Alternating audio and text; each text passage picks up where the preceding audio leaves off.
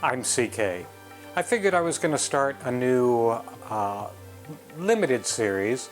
I've been building a lot of stuff. I decided I think I'm going to take stuff apart too. So this will be CK Disassembles. It'll be an occasional series, not as many as the building series, but it should be fun. And I know for me, as a kid, I got interested in mechanical things and building things by taking everything apart. I took everything apart I could. So this will be fun. Tonight we're going to start with a random piece of hardware I have around the house that nobody's using. A PowerTime Apple Watch charging dock with 3 extra smart charging ports. So we'll see what's inside this guy. Hope you enjoy it. So of course, starting to disassemble anything means that you want to have good tools, and I use a set from iFixIt, and of course you can get these at iFixIt.com. It's got prying bars of various types, soft and hard, tweezers, little plastic pucks to keep the case open while you're tearing into it, and that kind of thing. Little locking tweezers. You know how much I love my locking tweezers. So hopefully, and of course, the one thing that iFixIt does better than anybody is screwdrivers, good quality screwdrivers, with every conceivable bit you might run into when you're tearing electronics apart. So that's what we're going to start with. So that's the tools I'm going to be using. And let's take a look at this box. I don't think this ever actually got used. I don't have an Apple Watch. Since I carry my phone with me all the time, why do I need a watch? So it's MBeat PowerTime Apple Watch charging dock. Nothing on the back. On the side. On the back it says various things. USB times 4, total power of 5 volts times 6 amps. I find that unlikely, but I'm not going to argue with them. 100, 240 volts, 50, 60 amps, so universal power. Short circuit protection, security module. I don't know what it would need a security module for. Overcurrent protection, over voltage protection. Output current max 2.4 amps per port. I've seen a lot of people, particularly Diode Gone Wild, go through a lot of chargers, and they rarely can put out more than 1.8 amp per USB charger. I don't have a USB outlet tester. I probably should buy one, so I can't verify the claims or dispute the claims they have here, but it just is surprising to me. Okay, so let's open her up. Oh yeah, this has not even been opened. So we're going to be tearing apart a brand new product that has never seen the light of day. Of course, no fancy iFixIt stuff to open the box. Just 50-year-old X-Acto knife blades.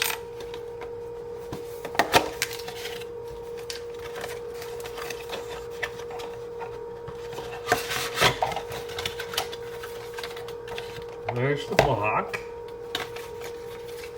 Piece of cardboard. Oh, I'm sorry, it's got a little fold out there. Let's see what you can do to get the... That's always a good sign. When you can pick up a new product, shake it, it rattles around. So, I don't really know how the Apple Watch part, manufacturing date 2/2017, and the batch number, MB charger C58W, made in China. It's got the typical regulatory markings. Who knows if that's a lie or not. So I was gonna get my prying tool out, but oh, okay. I was wondering where the stand up for the watch charging was, and this just opens up. Oh, okay, I see. As is typical, they didn't want the expense of buying an actual certified Apple Watch charging puck. So inside this is simply a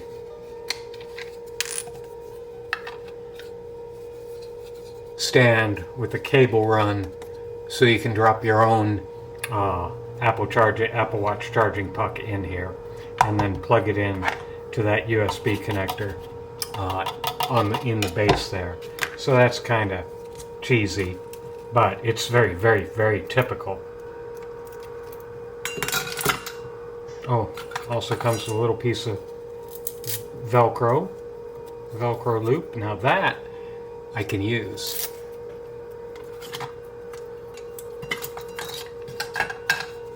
So that's the inside. It's seamless on the inside, so the white top is all one mold.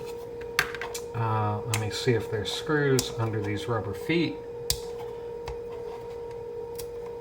Nope, the rubber feet are simply glued on, so we're going to have to pry.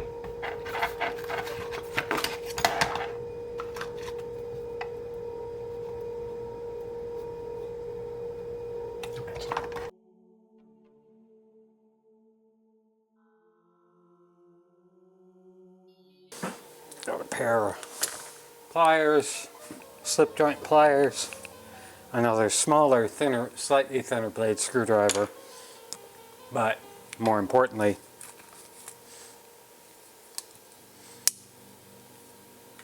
got my good utility folding knife.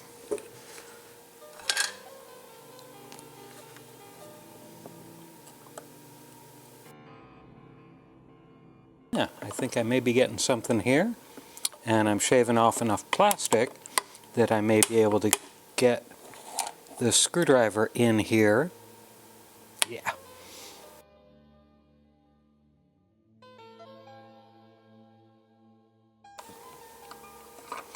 But I should be able to. Okay, so let's see what we got.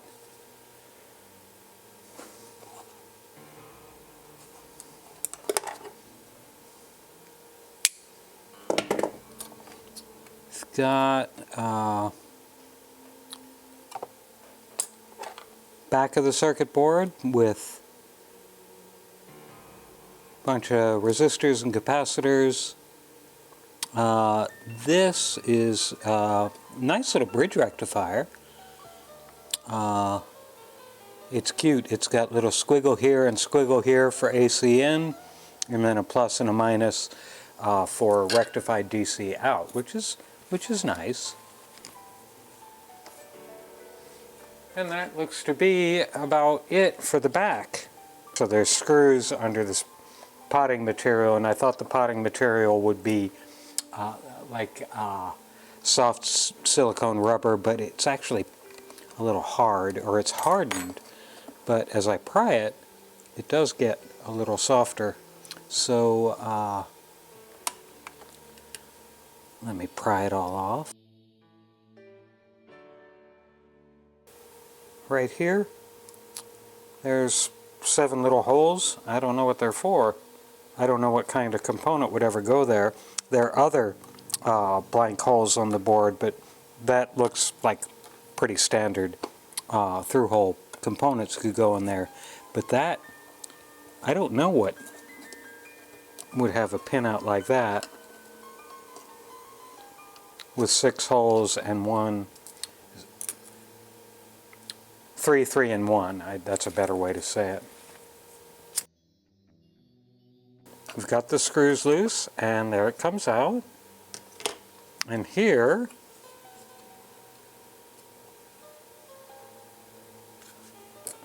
is something. It's a little foam pad around this post. Now this post Doesn't do anything. Oh, okay. I'm sorry. It does do something. So this post has a little hole in it,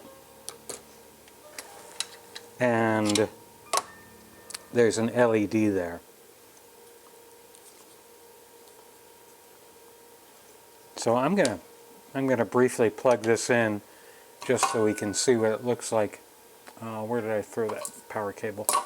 And of course, don't try this at home, kids. Plugging in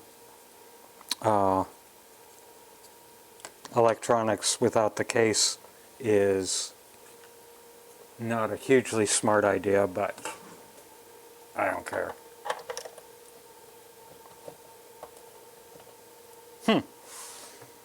Now it does not have, the LED did not choose to illuminate. Oh, there it goes. Wow, it took a while. So what that meant, it was charging up this cap, which is pretty big for this type of power supply, and probably another cap under there on the secondary side that I can't see right now, and I'm not going to probe for that with power on. But that's the way it looks with the little blue LED. Let me see, let me plug something in. Let me plug a USB load in to see if the light changes color when it's charging.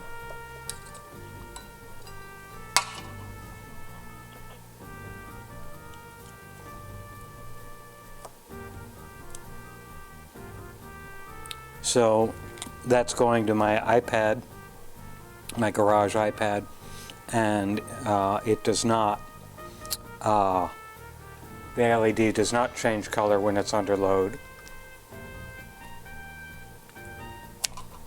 Maybe it does for the Apple Watch socket, which is on the top. But no, that also is not changing color. Okay.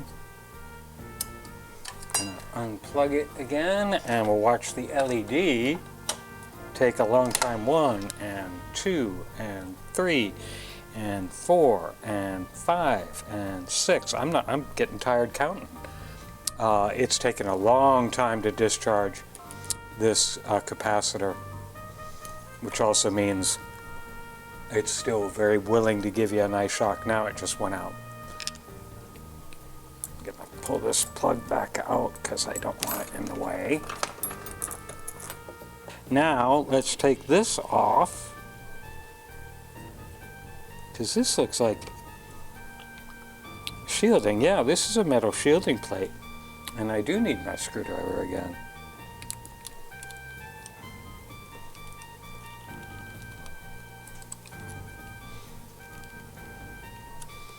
And I need a bigger screwdriver.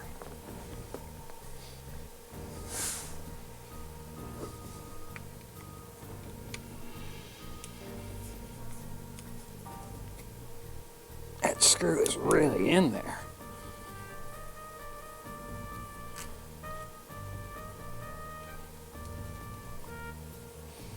And it's got a nut on the back. It's not just drilled in. It's not just going into a threaded bracket. So that's pretty quality. I mean, that means that two things. It means that you have an extra part, so you're putting an extra part in your price list, but also more importantly, it's an extra manufacturing step, and extra manufacturing steps cost money.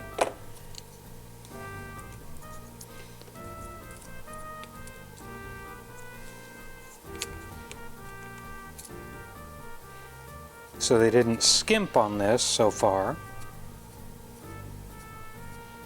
It's not a throwaway junk, or particularly, probably not a dangerous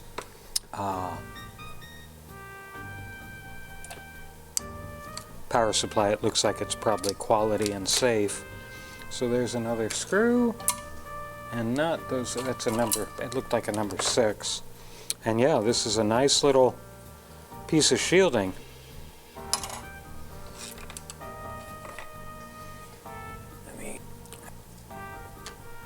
So that's what we're looking at now that we've gotten the top shielding off. And here's another little piece of rubber with sticky tape on it. So we've got a 68 microfarad, that's pretty good, 400 volt primary capacitor that's also glued down to the board. I'll probably harvest that. I can probably use that for later. WR, I'm reading the markings on it right here. MR1-30W, let's call that 30 watts. 0.0, I mean that's not, is that a point? No. 5 volts. FR4, 940 VO, 1.6T, 1.0 ounce, I think, I don't know. Design 2016 0810, so let's say August of 2016 this was designed, and again 30 watts, so it's 30 watts mentioned in 2 places. Now let's see, we've got to go through some of the basics of safety on here. So this is the primary side and this is the secondary side.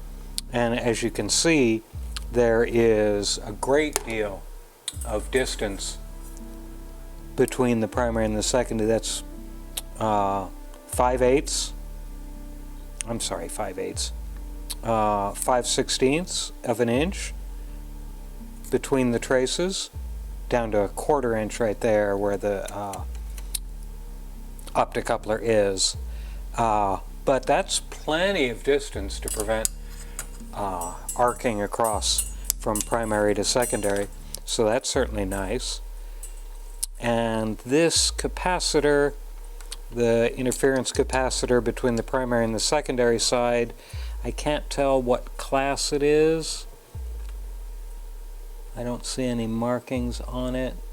Actually, there are markings on it, but I can't read it because of the way they've positioned it inside there. But based on what else I'm seeing here, this looks like a safety capacitor versus just some random cap they threw in there. So let's see what else we got. Power connector.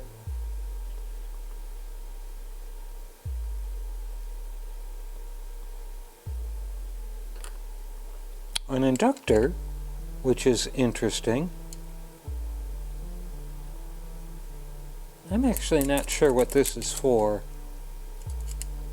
If somebody would knows what that's for, that would be great. Because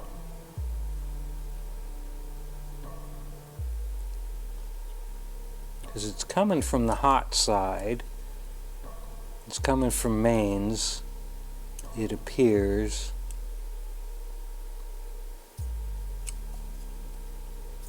I don't know. Then another choke here, and let's see what this is.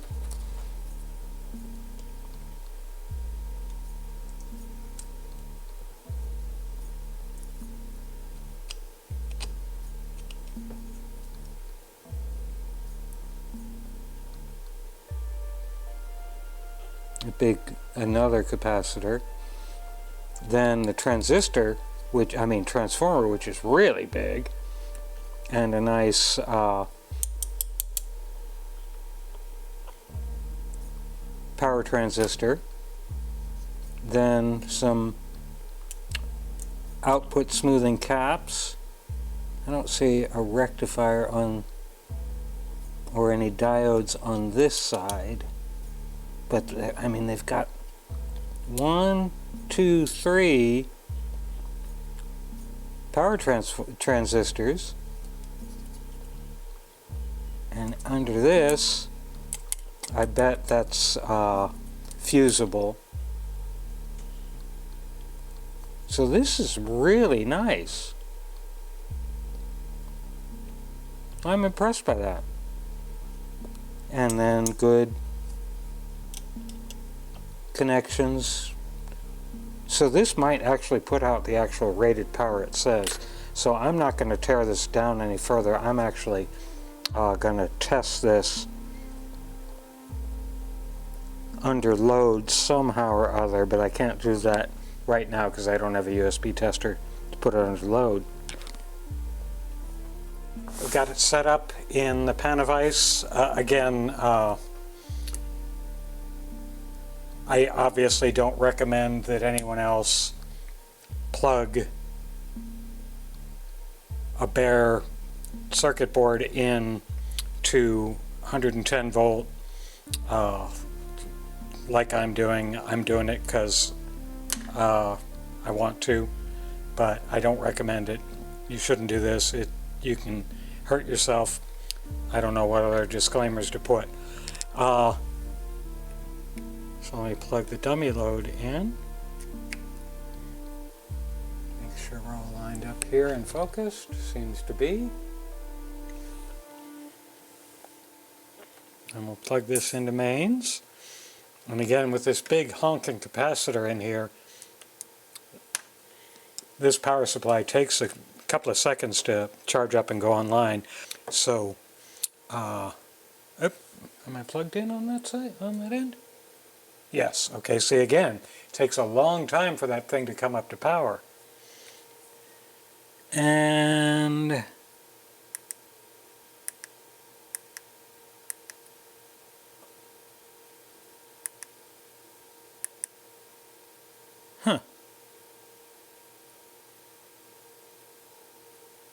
so it's not showing me the main screen, it's showing me in the tiny input output 5.15 volts at 0 amps.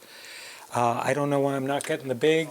Let's see how this power supply can handle the higher current.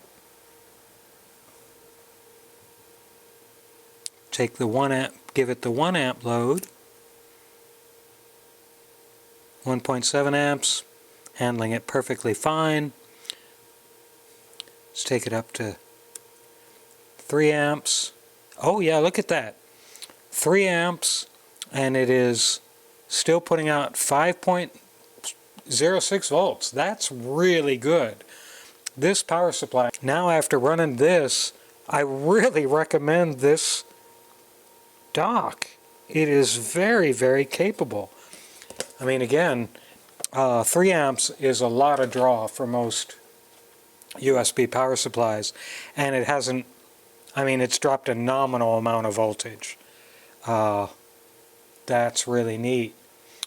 And I'm going to turn off the 4.7, so we should come back to 2 amps. And 2 amps is great. I mean, the voltage is so stable. It's incredible. But that's what's inside that box. Again, this is a... That's not focusing. Yeah, it is. An M-Beat PowerTime Apple Watch charging dock. And I'm giving this a thumbs up. This is nice. This is very well put together. I'm just going to end this. This is a quick and simple teardown of this device, and again, it's a good device. Thanks for watching.